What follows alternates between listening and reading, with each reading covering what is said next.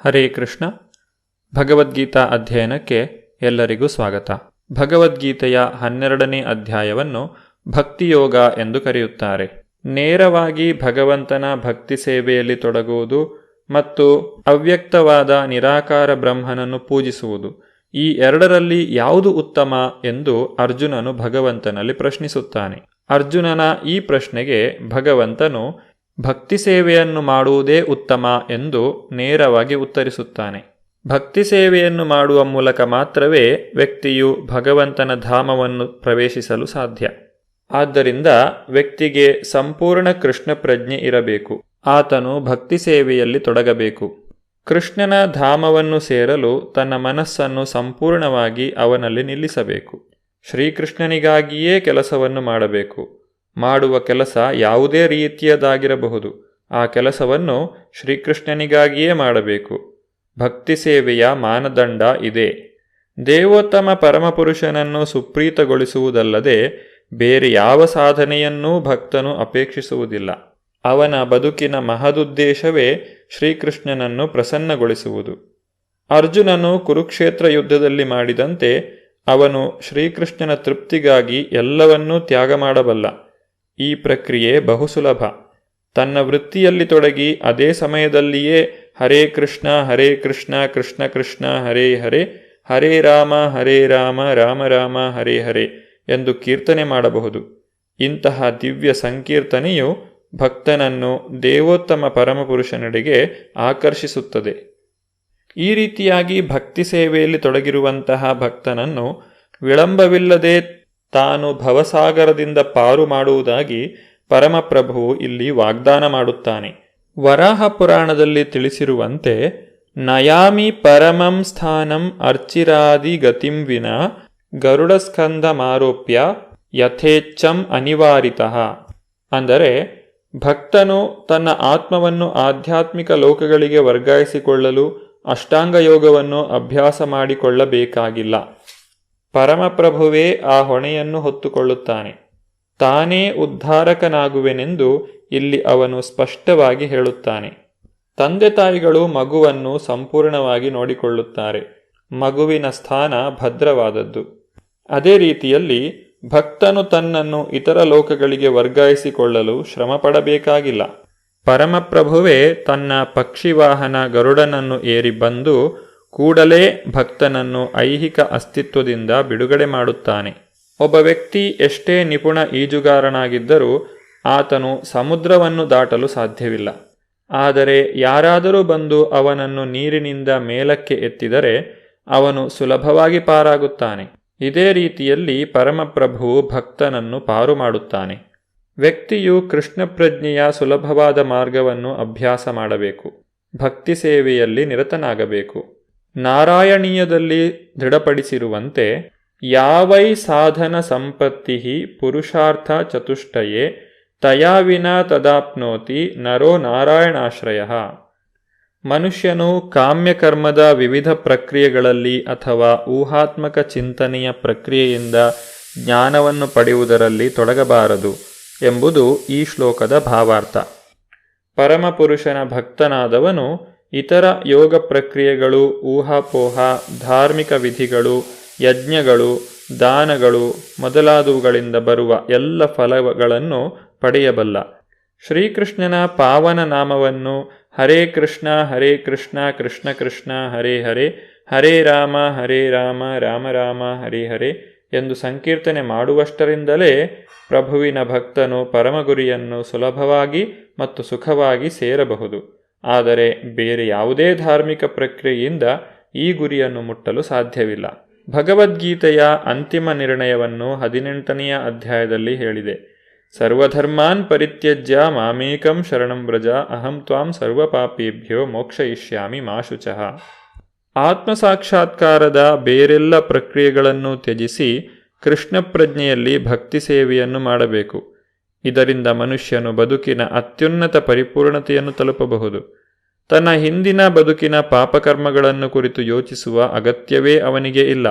ಏಕೆಂದರೆ ಪರಮಪ್ರಭುವು ಭಕ್ತನ ಪೂರ್ಣ ಜವಾಬ್ದಾರಿ ವಹಿಸಿಕೊಳ್ಳುತ್ತಾನೆ. ಆಧ್ಯಾತ್ಮಿಕ ಸಾಕ್ಷಾತ್ಕಾರದ ಮೂಲಕ ತನ್ನನ್ನು ಬಿಡುಗಡೆ ಮಾಡಿಕೊಳ್ಳಲು ಮನುಷ್ಯನು ವ್ಯರ್ಥವಾಗಿ ಪ್ರಯತ್ನಿಸಬಾರದು. ಎಲ್ಲರೂ ಪರಮ ಸರ್ವಶಕ್ತ ದೇವೋತ್ತಮ ಪರಮಪುರುಷನಾದ ಶ್ರೀಕೃಷ್ಣನಿಗೆ ಶರಣಾಗಬೇಕು. ಇದು ಬದುಕಿನ ಅತ್ಯುನ್ನತ ಪರಿಪೂರ್ಣತೆ. ಮಯ್ಯೇವ ಮನ ಆಧತ್ಸ್ವ ಮಯಿ ಬುದ್ಧಿಂ ನಿವೇಶಯ ನಿವಸಿಷ್ಯಸಿ ಮಯ್ಯೇವ ಅತ ಊರ್ಧ್ವಂ ನ ಸಂಶಯಃ. ಅನುವಾದ: ದೇವೋತ್ತಮ ಪರಮಪುರುಷನಾದ ನನ್ನಲ್ಲಿ ಮನಸ್ಸನ್ನು ನಿಲ್ಲಿಸು, ನಿನ್ನ ಬುದ್ಧಿಯನ್ನು ಸಂಪೂರ್ಣವಾಗಿ ನನ್ನಲ್ಲಿ ತೊಡಗಿಸು, ಸಾಕು. ನಿಸ್ಸಂದೇಹವಾಗಿಯೂ ಇದರಿಂದ ನೀನು ಯಾವಾಗಲೂ ನನ್ನಲ್ಲಿ ವಾಸಿಸುವೆ. ಭಕ್ತಿಯೋಗದ ಅತ್ಯಂತ ಉನ್ನತ ಸ್ಥಿತಿಯಾದಂತಹ ಅನನ್ಯ ಭಕ್ತಿಯನ್ನು ಇಲ್ಲಿ ತಿಳಿಸಲಾಗಿದೆ. ಸದಾಕಾಲವೂ ಭಗವಂತನನ್ನೇ ನೆನೆಯುತ್ತಾ ತನ್ನ ಮನಸ್ಸನ್ನು ಭಗವಂತನಲ್ಲಿ ನಿಲ್ಲಿಸುವುದನ್ನು ಸ್ಮರಣಾತ್ಮಿಕ ಭಕ್ತಿ ಎಂದು ಕರೆಯುತ್ತಾರೆ. ಶಾಸ್ತ್ರಗಳ ವಿವರಣೆಗೆ ಅನುಗುಣವಾಗಿ ವ್ಯಕ್ತಿಯು ತನ್ನ ಬುದ್ಧಿಯನ್ನು ಸಂಪೂರ್ಣವಾಗಿ ಭಗವಂತನಲ್ಲಿ ತೊಡಗಿಸಿದರೆ ಅದನ್ನು ಮನನಾತ್ಮಿಕ ಭಕ್ತಿ ಎಂದು ಕರೆಯುತ್ತಾರೆ. ಈ ಸ್ಮರಣಾತ್ಮಿಕ ಭಕ್ತಿ ಮತ್ತು ಮನನಾತ್ಮಿಕ ಭಕ್ತಿ ಇದು ಅತ್ಯಂತ ಶ್ರೇಷ್ಠವಾದಂತಹ ಭಕ್ತಿಯೋಗ. ಇದನ್ನು ಅನನ್ಯ ಭಕ್ತಿ ಎಂದು ಕರೆಯುತ್ತಾರೆ. ಭಗವಂತನಲ್ಲಿ ಯಾರು ಅನನ್ಯ ಭಕ್ತಿಯನ್ನು ಹೊಂದಿದ್ದಾರೋ ಅವರು ಸದಾಕಾಲ ಭಗವಂತನ ಸಂಪರ್ಕದಲ್ಲೇ ಇರುತ್ತಾರೆ. ಆದರೆ ಅನನ್ಯ ಭಕ್ತಿ ಎಲ್ಲರಿಗೂ ಸಾಧ್ಯವಾಗುವಂತಹುದಲ್ಲ. ಇಲ್ಲಿ ಭಗವಂತನು ಅನನ್ಯ ಭಕ್ತಿಯನ್ನು ಮಾಡಲು ಯಾರಿಗೆ ಸಾಧ್ಯವಾಗುವುದಿಲ್ಲವೋ ಅವರಿಗೆ ಅದಕ್ಕಿಂತ ಸುಲಭವಾದ ಇನ್ನೊಂದು ಮಾರ್ಗವನ್ನು ತಿಳಿಸಿಕೊಡುತ್ತಿದ್ದಾನೆ. ಅದನ್ನು ಸಾಧನಾ ಭಕ್ತಿ ಎಂದು ಕರೆಯುತ್ತಾರೆ. ಅಥ ಚಿತ್ತಂ ಸಮಾಧಾತುಂ ನ ಶಕ್ನೋಷಿ ಮಯಿ ಸ್ಥಿರಂ ಅಭ್ಯಾಸಯೋಗೇನ ತತೋ ಮಾಮಿಚ್ಛಾಪ್ತುಂ ಧನಂಜಯ. ಅನುವಾದ: ಅರ್ಜುನ, ಧನಂಜಯ, ನಿಶ್ಚಲವಾಗಿ ನನ್ನಲ್ಲಿ ನಿನ್ನ ಮನಸ್ಸನ್ನು ನಿಲ್ಲಿಸಲು ಸಾಧ್ಯವಾಗದೇ ಇದ್ದರೆ ಭಕ್ತಿಯೋಗದ ನಿಯಂತ್ರಕ ತತ್ವಗಳನ್ನು ಅನುಸರಿಸಲು ಪ್ರಯತ್ನಿಸು. ಹೀಗೆ ನನ್ನನ್ನು ಸೇರುವ ಬಯಕೆಯನ್ನು ಬೆಳೆಸಿಕೊ. ಭಗವಂತನು ಇಲ್ಲಿ ಅನನ್ಯ ಭಕ್ತಿಯ ಕುರಿತಾಗಿ ತಿಳಿಸಿದ ಮೇಲೆ ಯಾರು ಈ ಅನನ್ಯ ಭಕ್ತಿಯನ್ನು ಹೊಂದಿಲ್ಲವೋ ಅಂತಹವರು ಹೇಗೆ ಭಕ್ತಿಯೋಗವನ್ನು ಅಭ್ಯಾಸ ಮಾಡಬಹುದು ಎನ್ನುವುದನ್ನು ತಿಳಿಸಿಕೊಡುತ್ತಿದ್ದಾನೆ. ಕೃಷ್ಣಾನುರಾಗದ ಘಟ್ಟಕ್ಕೆ ಏರಲು ಮನುಷ್ಯನು ಅನುಸರಿಸಬಹುದಾದ ಈ ಎರಡನೆಯ ವರ್ಗದ ಜನರಿಗಾಗಿ ನಿಗದಿತವಾದ ಬೇರೆ ಬೇರೆ ವಿಧಿನಿಯಮಗಳಿವೆ. ಭಕ್ತಿಯೋಗ ಎಂದರೆ ಇಂದ್ರಿಯಗಳನ್ನು ಶುದ್ಧಿಗೊಳಿಸುವುದು. ಈಗ ಐಹಿಕ ಅಸ್ತಿತ್ವದಲ್ಲಿ ಇಂದ್ರಿಯಗಳು ತಮ್ಮ ಸುಖದಲ್ಲಿ ಮಗ್ನವಾಗಿ ಸದಾ ಮಲಿನವಾಗಿರುತ್ತವೆ. ಭಕ್ತಿಯೋಗದ ಅಭ್ಯಾಸದಿಂದ ಈ ಇಂದ್ರಿಯಗಳು ಪರಿಶುದ್ಧವಾಗುತ್ತವೆ. ಈ ಪರಿಶುದ್ಧ ಸ್ಥಿತಿಯಲ್ಲಿ ಅವು ನೇರವಾಗಿ ಪರಮಪ್ರಭುವಿನ ಸಂಪರ್ಕವನ್ನು ಪಡೆಯುತ್ತವೆ. ಈ ಐಹಿಕ ಅಸ್ತಿತ್ವದಲ್ಲಿ ನಾನು ಯಾರೋ ಯಜಮಾನನಿಗಾಗಿ ಸೇವೆ ಸಲ್ಲಿಸುತ್ತಿರಬಹುದು. ಆದರೆ ನಾನು ನನ್ನ ಯಜಮಾನನ ಸೇವೆಯನ್ನು ಪ್ರೀತಿಯಿಂದ ಒಂದಿಷ್ಟು ದುಡ್ಡಿಗಾಗಿ ಮಾಡುತ್ತೇನೆ. ಯಜಮಾನನಿಗೂ ನನ್ನ ವಿಷಯದಲ್ಲಿ ಪ್ರೀತಿ ಇಲ್ಲ. ನನ್ನನ್ನು ದುಡಿಸಿಕೊಳ್ಳುತ್ತಾನೆ, ಹಣ ಕೊಡುತ್ತಾನೆ. ಆದುದರಿಂದ ಪ್ರೀತಿಯ ಪ್ರಶ್ನೆಯೇ ಇಲ್ಲ. ಆದರೆ ಆಧ್ಯಾತ್ಮಿಕ ಜೀವನಕ್ಕೆ ಪ್ರೀತಿಯು ಪರಿಶುದ್ಧ ಮಟ್ಟಕ್ಕೆ ಏರಬೇಕು. ಈಗಿರುವ ಇಂದ್ರಿಯಗಳ ಮೂಲಕ ಮಾಡುವ ಪ್ರೀತಿಪೂರ್ವಕ ಸೇವೆಯ ಅಭ್ಯಾಸದಿಂದ ಪ್ರೀತಿಯ ಆ ಘಟ್ಟವನ್ನು ಸಾಧಿಸಬಹುದು. ಭಗವತ್ ಪ್ರೇಮವು ಪ್ರತಿಯೊಬ್ಬರ ಹೃದಯದಲ್ಲೂ ಸುಪ್ತವಾಗಿರುತ್ತದೆ. ಐಹಿಕ ಸಂಪರ್ಕದಿಂದಾಗಿ ಅದು ಮಲಿನವಾಗಿದೆ. ಭಕ್ತಿಯೋಗದ ಮೂಲಕ ಹೃದಯವನ್ನು ಪರಿಶುದ್ಧಗೊಳಿಸಿಕೊಳ್ಳಬೇಕು. ಆ ಮೂಲಕ ಸುಪ್ತವಾದ ಸಹಜವಾದ ಕೃಷ್ಣ ಪ್ರೇಮವನ್ನು ಪುನಶ್ಚೇತನಗೊಳಿಸಿಕೊಳ್ಳಬೇಕು.